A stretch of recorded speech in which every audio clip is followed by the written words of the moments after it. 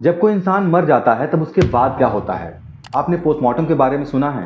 क्या यह सच है कि पोस्टमार्टम रात को भी होता है? ऐसे बहुत सारे सवालों के जवाब आज के इस वीडियो में हम जानेंगे। पोस्टमार्टम, जिसे हम ऑटोप्सी भी कहते हैं, एक साइंटिफिक प्रोसेस है जिसमें किसी भी व्यक्ति के डेथ के बाद उनके शरीर का डिटेल चेक किया जाता है। इसका मेन पर्पस ये होता है कि हम जान सकें कि किसी व्यक्ति के डेथ का असली रीज़न क्या है।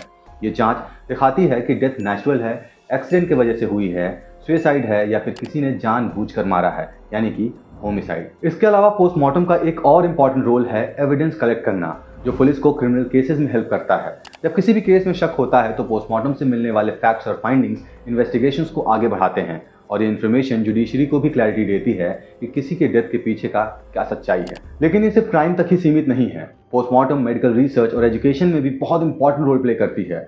डॉक्टर्स और मेडिकल स्टूडेंट्स इस प्रोसेस से नए पैटर्न्स और डिसीजेस के बारे में जानते हैं।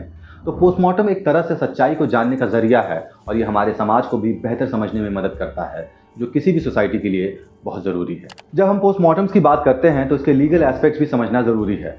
इंडिया में कुछ सिचुएशंस में पोस्टमार्टम करना लॉ के हिसाब से मैंडेटरी होता है, जैसे कि अगर किसी की डेथ सस्पिशियस है या फिर किसी व्यक्ति की डेथ पुलिस कस्टडी में होती है तो पोस्टमार्टम करना यहाँ पर बहुत ज़रूरी है। ये लॉ इसलिए बनाया गया है ताकि हम जान सकें कि किसी व्यक्ति के डेथ का असली रीज़न क्या है और अगर ज़रूरत पड़े तो उसे जस्टिस भी मिले। लेकिन ये भी ध्यान रखना चाहिए कि सब केसेस में पोस्टमार्टम मैंडेटरी नहीं होता है। अगर डेथ नेचुरल है और फैमिली को लगता है कि इसकी ज़रूरत नहीं है तो वो पोस्टमार्टम से इनकार कर सकते हैं। इसके लिए फैमिली का कंसेंट लेना होता है। वहीं नॉन क्रिमिनल केसेस में फैमिलीज को चॉइसेस दी जाती है कि वो पोस्टमार्टम के लिए हाँ करते हैं या फिर नहीं करते हैं। ये काफ़ी सेंसिटिव इशू होता है और हर फैमिली को अपना डिसीजन देना होता है। कल्चरल पर्सपेक्टिव्स भी इस प्रोसेस पर बड़ा असर डालती हैं। इंडिया जैसे देशों में कुछ कल्चर्स पोस्टमार्टम्स को एक्सेप्टेबल नहीं समझते हैं, जबकि कुछ कल्चर्स में ये बहुत नॉर्मल है। यहाँ पर फैक्टर्स जैसे कि रिलीजियस बिलीफ, ट्रेडिशंस और सोशल नॉर्म्स काफ़ी इंपॉर्टेंट हो जाते हैं। कुछ लोगों का मानना है कि पोस्टमार्टम्स उनके रिलीजियस बिलीफ के अगेंस्ट हैं, जबकि दूसरे लोग इसे एक साइंटिफिक नेसेसिटी के तौर पर देखते हैं और इम्पॉर्टेंट समझते हैं। ये डाइवर्स पर्सपेक्टिव पोस्टमार्टम के एक्सेप्टेंस या फिर रिजेक्शन को इन्फ्लुएंस करता है और ये समझना हमारे लिए बहुत ज़्यादा ज़रूरी है। जब पोस्टमार्टम की तैयारी की जाती है तो बहुत सारी चीज़ें ध्यान में रखनी पड़ती हैं। पहले तो पोस्टमार्टम एक मॉर्टरी या फिर पोस्टमार्टम रूम में होता है। यहाँ का एनवायरनमेंट काफ़ी अलग होता है क्योंकि एक स्पेशलाइज्ड एरिया होता है जहाँ फॉरेंसिक पैथोलॉजिस्ट जो इस प्रोसीजर को एक्सपर्ट होते हैं अपनी टीम के साथ काम करते हैं। उनके पास स्पेशल टूल्स होते हैं जैसे कि स्कैल्पल, फॉर्सेप्स, जो बॉडी के पार्ट्स को एग्जामिन करने में मदद करते हैं। एक स्टेराइल एनवायरनमेंट मेंटेन करना बहुत ज़रूरी होता है ताकि इन्फेक्शन या फिर कंटामिनेशन से बचा जा सके। हर टूल को अच्छे से सैनिटाइज किया जाता है और पैथोलॉजिस्ट और उनकी टीम ग्लव्स, मास्क और गाउन्स पहने रहते हैं। ये सब स्टेप्स इसलिए ले जाते हैं क्योंकि बॉडी का एग्जामिनेशन सिर्फ मेडिकल नॉलेज के लिए नहीं बल्कि लीगल एविडेंस कलेक्ट करने के लिए भी किया जाता है। पोस्टमार्टम का प्रोसेस शुरू होता है एक्सटर्नल एग्जामिनेशन से। यहाँ पर पैथोलॉजिस्ट बॉडी को बड़े ध्यान से देखते हैं, जैसे कि वुंड्स, स्कैर्स या फिर किसी स्ट्रगल का निशान है या नहीं। ये विजुअल इंस्पेक्शन काफ़ी इंपॉर्टेंट होती है क्योंकि इससे पता लगता है कि क्या कोई इंजरी हुई है या फिर नॉर्मल है।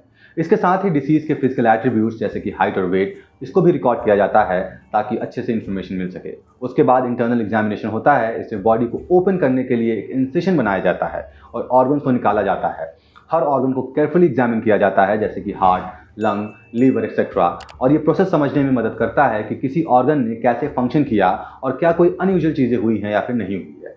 इस दौरान में ब्लड और टिश्यू सैंपल्स भी कलेक्ट किए जाते हैं जो बाद में टॉक्सिकोलॉजी टेस्ट के लिए यूज़ होते हैं। पोस्टमार्टम में कई फॉरेंसिक टेक्निक्स भी यूज़ की जाती हैं। इसमें हिस्टोलॉजी, टॉक्सिकोलॉजी और माइक्रोबायोलॉजी भी शामिल है। हिस्टोलॉजी में शेल्स और टिश्यूज़ की माइक्रोस्कोपिक एग्जामिनेशन की जाती है, जबकि टॉक्सिकोलॉजी में टेस्ट से ये पता लगता है कि बॉडी में कोई हार्मफुल सब्सटेंस है या नहीं है। आजकल इमेजिंग टेक्नोलॉजीज़ का भी यूज़ होता है जैसे कि सिटी स्कैनर्स, जो बॉडी के इंटरनल स्ट्रक्चर का डिटेल व्यू देते हैं। इससे पैथोलॉजिस्ट को एग्जामिनेशन के दौरान काफ़ी मदद मिलती है और उनके लिए आसान हो जाता है सारा प्रोसेस। डॉक्यूमेंटेशन भी पोस्टमार्टम का एक इंपॉर्टेंट हिस्सा होता है।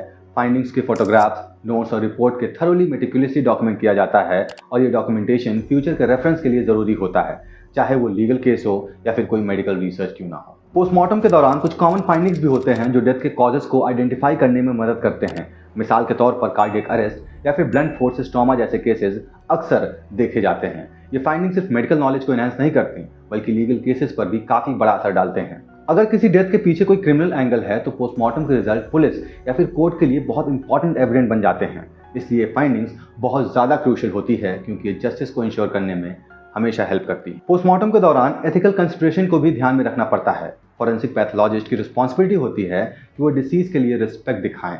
उन्हें समझना पड़ता है ये एक सेंसिटिव इशू है, क्योंकि उनकी फैमिली मेम्बर्स भी इस प्रोसेस के पार्ट होते हैं और वो डिसीज बॉडी को एट लास्ट ले जाएंगे। जब किसी क्रिमिनल इन्वेस्टिगेशन की बात होती है तो पब्लिक इंटरेस्ट और प्राइवेसी कंसर्न के बीच एक बैलेंस मेंटेन करना बहुत ज़रूरी होता है। फैमिलीज को पता होना चाहिए कि उनके डिसीज के बॉडी को किस तरह से एग्जामिनेशन किया जाएगा, और उनकी प्राइवेसी का ख्याल रखना भी इक्वली इम्पॉर्टेंट होता है। और एट द एंड यही एथिकल अप्रोच ही हमें इस डेलिकेट सिचुएशन को संभालने में हेल्प करती है। हमारे दिमाग में एक और सवाल आता है कि क्या पोस्टमार्टम रात में भी किया जा सकता है? जिसका सीधा सा जवाब है हाँ, पोस्टमार्टम रात में भी किया जा सकता है, लेकिन इसकी टाइमिंग्स कई फैक्टर्स पर डिपेंड करते हैं। जनरली पोस्टमार्टम्स का time frame local laws, hospital policies और फॉरेंसिक एक्सपर्ट की अवेलेबिलिटी पर डिपेंड करता है। अगर किसी केस में अर्जेंसी होती है और ऐसे केसेस में जिसमें सस्पिशियस या फिर डेथ क्रिमिनल इन्वेस्टिगेशन हो तो पोस्टमार्टम रात को भी किया जा सकता है। इसके अलावा कुछ हॉस्पिटल्स और मॉर्चरी में 24/7 फैसिलिटीज़ होती है जहां पोस्टमार्टम्स किसी भी समय किया जा सकता है, लेकिन रात को पोस्टमार्टम करना बहुत ही अनकॉमन है, क्योंकि अक्सर दिन के वक्त इस प्रोसीजर को करना प्रेफर किया जाता है, जबकि फॉरेंसिक टीम्स और डॉक्टर्स ईजी अवेलेबल होते हैं। यही रीज़न है जनरली पोस्टमार्टम दिन में होता है। आजकल पोस्टमार्टम्स का चर्चा सिर्फ मेडिकल फील्ड तक ही सीमित नहीं है, ये पॉपुलर कल्चर का भी एक हिस्सा बन चुका है, क्योंकि मूवीज़ और टेलीविजन शोज़ में पोस्टमार्टम को काफ़ी ड्रामेटाइज तरीके से दिखाया जाता है। हमें क्राइम ड्रामा जैसे कि क्राइम पेट्रोल, सीआईडी या फिर हॉलीवुड फिल्म्स में देखा गया है, जहां फॉरेंसिक एक्सपर्ट पोस्टमार्टम के जरिए मिस्ट्री सॉल्व करते हैं। लेकिन क्या ये पोर्ट्रेल हमेशा सच होता है? ये सोचने वाली बात है, क्योंकि मूवीज़ में कुछ ज़्यादा ही दिखाया जाता है। ये पोर्ट्रेल्स अक्सर पब्लिक परसेप्शन पर बड़ा असर डालती है। लोगों का मानना है कि पोस्टमार्टम एक थ्रिलिंग प्रोसेस है जिसमें हमेशा कुछ ना कुछ शॉकिंग रिवील होता है। ये एक्सपेक्टेशन कभी कभी गलत भी होता है, क्योंकि असल पोस्टमार्टम एक साइंटिफिक और सिस्टमैटिक प्रोसीजर है जो कभी कभी बोरिंग भी लग सकती है। मूवीज़ में इसे एक ड्रामेटिक ट्विस्ट या फिर क्लिंग पैंगर की तरह दिखाया जाता है, लेकिन असल में ये एक टेडियस और सीरियस काम होता है। इस तरह के पोर्ट्रेल से मिसकॉन्सेप्शंस भी पैदा होते हैं। बहुत से लोग समझते हैं कि पोस्टमार्टम सिर्फ मर्डर या फिर मिस्टीरियस डेथ में ही किए जाते हैं, जबकि ऐसा नहीं है। पोस्टमार्टम्स हर तरह के अनएक्सपेक्टेड डेथ के लिए ज़रूरी होते हैं, चाहे वो नेचुरल कॉज हो या फिर कोई एक्सीडेंट हो। ये सब मिसकॉन्सेप्शन तब बढ़ जाते हैं जब लोग पोस्टमार्टम के बारे में सिर्फ फिल्म और टीवी शो से ही जानने की कोशिश करते हैं।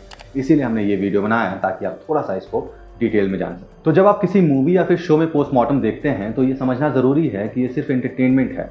असल लाइफ में पोस्टमार्टम एक साइंटिफिक एग्जामिनेशन है जो डेथ के असली रीज़न को समझने में हेल्प करता है, और इसका असली मकसद समझदारी और जस्टिस को बढ़ावा देना होता है। तो दोस्तों, पोस्टमार्टम्स बहुत इंपॉर्टेंट होते हैं। ये सिर्फ मौत के कारण जानने के लिए नहीं, बल्कि लीगल और मेडिकल रिसर्च के लिए भी ज़रूरी होते हैं, जैसा कि हमने पहले जाना।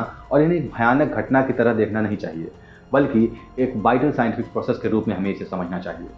आपसे रिक्वेस्ट है कि नीचे कमेंट्स में अपने विचार या फिर क्वेश्चन शेयर कीजिए। अगर आपको कुछ भी डाउट है पोस्टमार्टम के बारे में, आप हमारे कमेंट्स में बताएं, और आपका इनपुट इस डिस्कशन को थोड़ा और इंटरेस्टिंग भी बना सकता है, क्योंकि शायद आपके पास इससे रिलेटेड और अलग प्रैक्टिकल एक्सपीरियंसेस हो।